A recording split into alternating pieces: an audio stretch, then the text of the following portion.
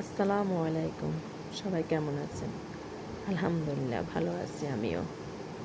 আজকে আপনাদেরকে একটা ছেলের জীবন কাহিনী বলবো, বাস্তব ঘটনা, আমার চোখে দেখা।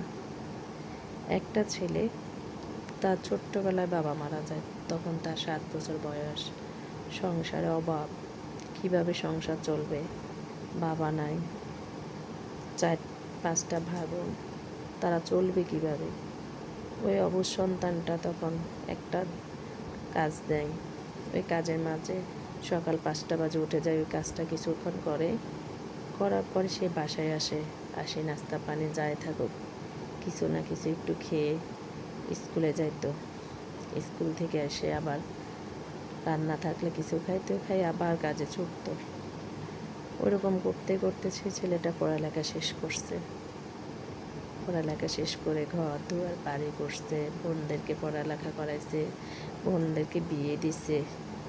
কিন্তু আজকে সেই বোনরাই ভাইয়ের বুকে ছুরি মারতেছে।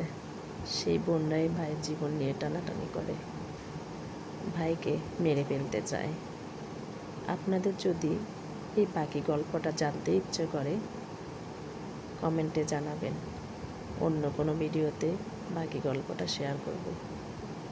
ছেলেটার জন্য সবাই দোয়া করবেন, যেহেতু ছেলেটা ভালো মতো চলতে পারে, ভালো একটা নিঃশ্বাস ফেলতে পারে, ওদের পাত থেকে বেরোতে পারে। ওরা যেভাবে চারিদিকে রাঘব বোয়ালের মতো ঘিরে ধরছে মেরে ফেলার জন্য। কারণ ছেলেটা একটু বাড়ি ঘর করছে, তো ওগুলো তাদেরকে দিয়ে দিতে হবে। ছেলেটা অনেক কষ্ট করে জার্নি করছে।